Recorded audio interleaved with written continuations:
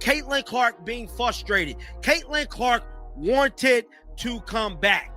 Word on the street, front office, even Stephanie White said it down in Phoenix. She stated, we are worried about the long-term health of Caitlin Clark.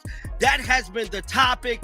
That has been all they worried about. Caitlin Clark, the star who helped turn the Indiana Fever into a playoff team, has been benched, surprisingly, not by opponents or because of age, but by her own team's management.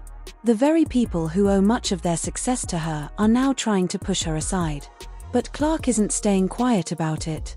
She's standing her ground, full of energy, and letting everyone know that no one can simply bench Caitlin Clark. Is Caitlin Clark not playing because she's hurt? She can't come back? Or is she not playing because the organization chose to bench her for the rest of the year? Because Stephanie White has come out and made some comments, and I don't like what I'm hearing. The Indiana Fever have officially made the playoffs for the second year in a row, with a franchise record 23 wins and their first winning season since 2015. But the shocking part is that the player who made it all possible won't be on the court. Caitlin Clark, the star who turned empty arenas into sold-out crowds and brought huge attention and money to the team, has been ruled out for the rest of the season, including the playoffs.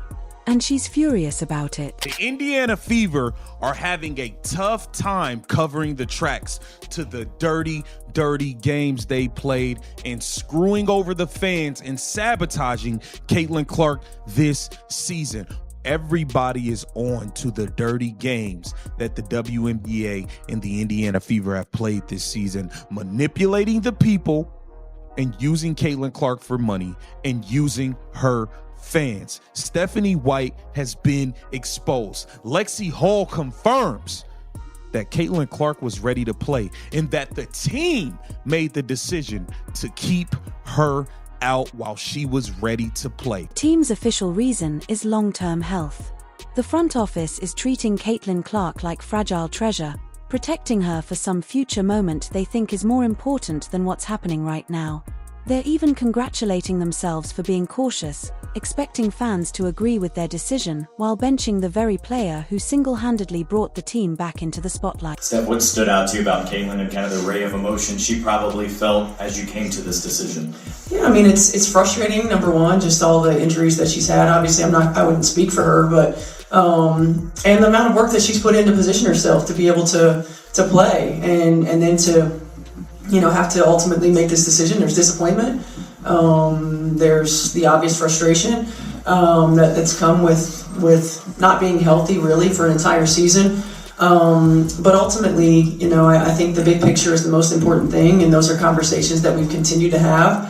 And the message has continued to be that it's not her long-term health and wellness and her being 100% when she's ready to go is the most important thing. Caitlin Clark isn't just another player you can put on the injury list, she's the reason people even care about the Indiana Fever. For 7 years, the team was seen as a joke and had no shot at the playoffs. Then Clark arrived, and everything changed. Suddenly, the Fever were a playoff team, arenas were full, and they were being talked about on SportsCenter.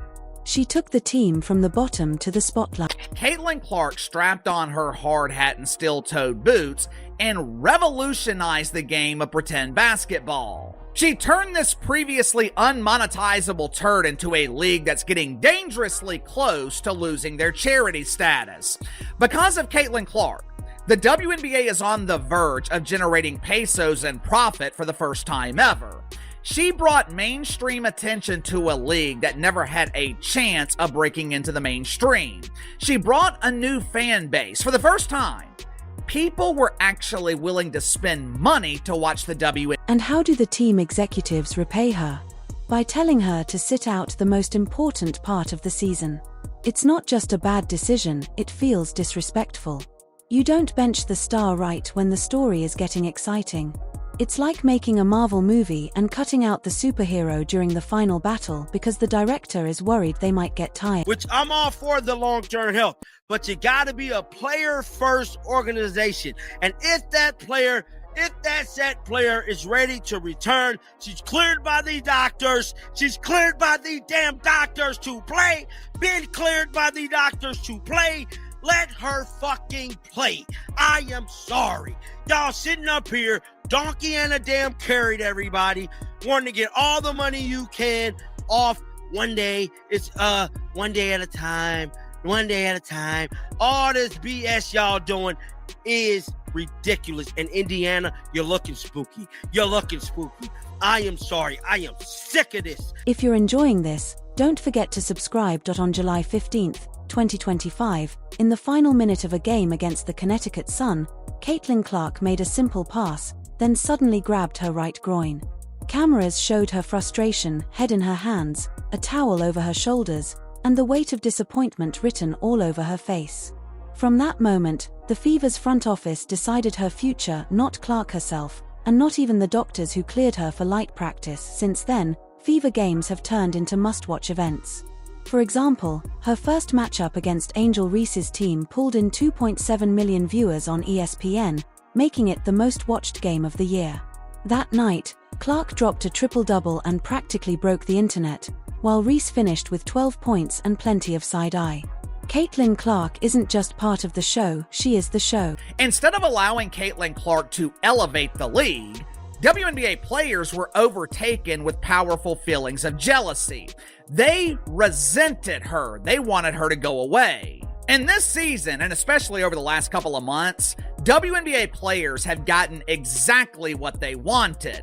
After 2 years of claiming that the WNBA is about more than one player, unknown dump divers were finally given the opportunity to prove it. As expected, the end result has been huge, embarrassing failure. For almost 2 months, the team gave fans false hope, saying Clark was day-to-day and that they were just taking things slow. During that time, she was grinding in the gym every day with one goal: to get back on the court. She was doing drills, joining shoot-arounds, and proving she was ready to return and lead her team. But then things took a turn. The front office, the same people who've been cashing in on Clark's success from the start, decided to shut her down completely. Not because she couldn't play, not because doctors told her no, but because they claimed they wanted to protect her long-term health. In other words, they were protecting their investment, even if it meant throwing away their best shot at a championship. The Fever fan base has lost so much trust in the Fever organization this year. And not only from the injury reporting, but it stems from the injury reporting. There's been some very, very weird injury reports this season, and the math isn't mathing. And I've also been one to defend the organization to a certain extent because you don't always want to give away too much information. And I've placed a lot of the blame on the reporters. I'm like, how are the reporters not able to get to the bottom of this and at least give us something? Clark released a statement that should worry every executive in the Fever organization. She said, "I had hoped to share a better update, but I will not be returning to play this season. I spent hours in the gym every day with the single goal of getting back out there. Disappointed isn't a big enough word to describe how I am feeling. Think about that, disappointed isn't a big enough word." This is Caitlin Clark, the player who's handled pressure that would break most people, carried an entire league on her shoulders, and never backed down from a challenge. She turned a team once mocked as the WNBA's laughingstock into playoff contenders. She broke attendance records, smashed TV ratings, and made the Indiana Fever relevant again after nearly a decade. And how do they repay her? By forcing her to sit out during the most important stretch of games in franchise history. This is a sabotage job, you guys. Flat out, point blank, period. You guys have not been open and up front. You guys have talked about long-term health and wellness. You guys have not been up front with the injuries, with the injury report, with the timetable. You guys left this girl listed as day-to-day and questionable for months at a time. That is not being upfront with the people. It's not. You guys hid an injury, an ankle injury, for weeks. You guys hid an ankle injury for weeks. Stop it. The front office tried to justify their decision by saying, "We're putting no timetable on it. The most important thing for us is Caitlin's long-term health." It sounds noble, even thoughtful, but to a competitor like Clark, It's insulting.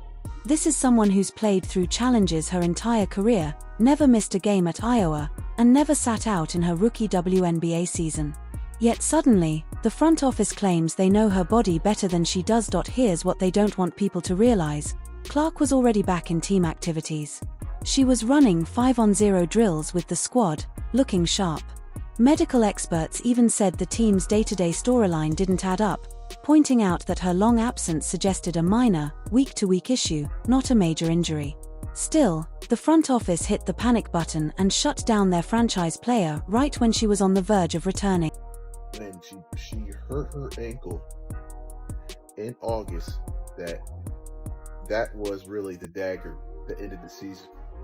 But also, they had no idea when that groin injury would have healed. See, this is the part that's frustrating with these guys, is that why can't they just say mid-grade 2 or 3? Just tell the truth. Was it a 1? Was it a 2? Was it a 3? Was it a 1 but she re-aggravated in practice or something? Did they over-push her or something? And how did Clark respond to this betrayal? With pure honesty. She admitted, "This has been incredibly frustrating. But even in the bad, there is good.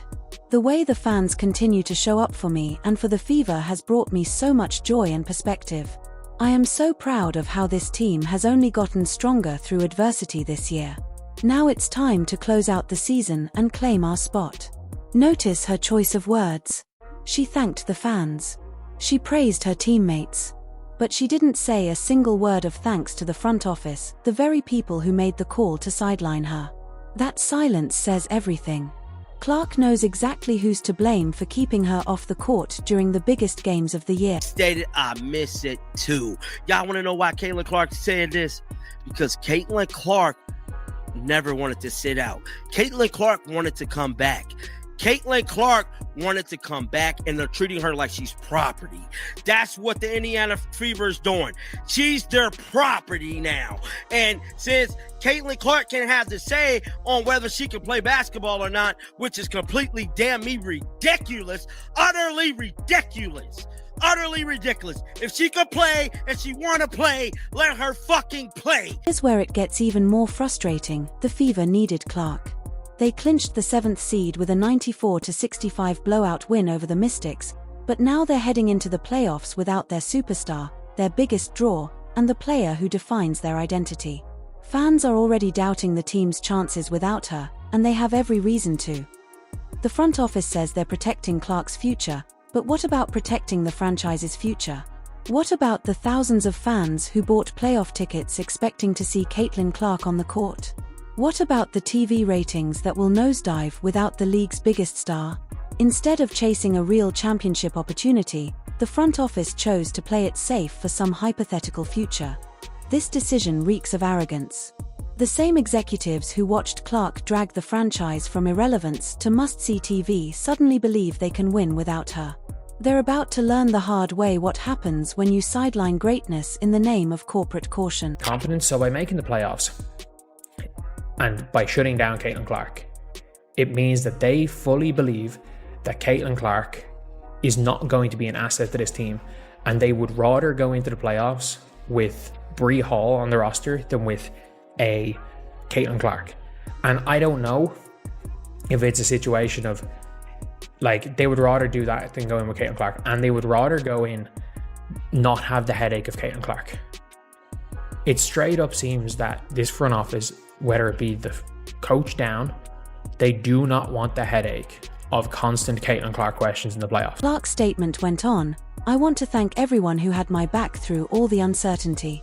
Notice the wording, everyone who had her back, not everyone in the organization. That's a clear jab at the people who didn't support her when it mattered most. This isn't just about one player missing the playoffs, it's about respect. It's about recognizing what Clark has done for this franchise and the entire league.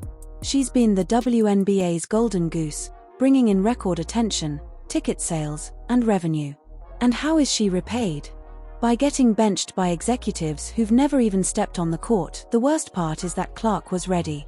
She put in the hours, fought through rehab, and did everything asked of her. But the front office thought they knew better than a competitor who's never shied away from a challenge. Instead of chasing a championship, they chose fear.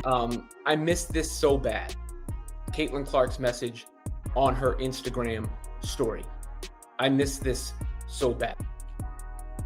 It's just a tough thing to process, I'm sure, for her as well. And then the way it went down, it wasn't like a sudden thing, which in the long run is better, right? I mean, it's better that it wasn't an ACL or an Achilles or one of these injuries that's going to sideline her for a prolonged period of time. But the hope of her return, and then the ankle injury messing everything up in the process of that and making it so she couldn't return, it has to be burning her up inside. And now the Fever front office has to answer for this. They'll have to explain to fans why the most electrifying player in women's basketball is stuck on the sidelines during the playoffs. They'll have to explain why ticket sales will dip, why TV ratings will fall, and why their championship hopes just disappeared. All because they didn't trust their own star to know her body and make her own decisions. Clark's closing words in her statement say it all. Now it's time to close out the season and claim our spot. Not our playoff run, not our championship, just our spot. That's the language of someone who knows she's being held back from something greater. The Indiana Fever front office may have just made the biggest mistake in franchise history. They sidelined the very player who saved their organization, sending the message that she couldn't be trusted to finish what she started. They chose corporate caution over competitive fire. They picked spreadsheets over championships. The WNBA had a star come in that has not had this much impact on a sport since Tiger Woods. That is how big Caitlin Clark is. That is the global impact, and it's not just an American impact. That's the global impact that Caitlin Clark has had on this league. The amount of eyeballs, attendance, all the things. We've been over all of it. It's the Caitlin Clark effect, Clarkonomics, whatever you want to call it. At this point in time, if you're still denying that, I don't know what to say. You're not living in reality. Unfortunately, though, there are still people at this point in time who are still denying that. When Caitlin Clark went out with injury in the beginning of the season, the viewership dropped over 50%. Caitlin Clark deserved better. The fans deserved better. And when the Fever fall short in the playoffs without their superstar, there will be no mystery about who's at fault. Not the injury, not bad luck, the blame rests squarely on the front office that was too afraid to let greatness shine when it mattered most. Disappointed doesn't even begin to cover it, and honestly, it shouldn't. As the Fever enter the playoffs without Caitlin Clark, we're left mourning what could have been.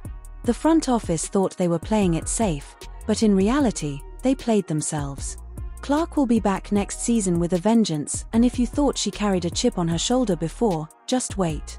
After this, she'll have the whole casino riding with her. In the meantime, the Fever are about to learn the hard way: you don't clip the wings of your golden goose.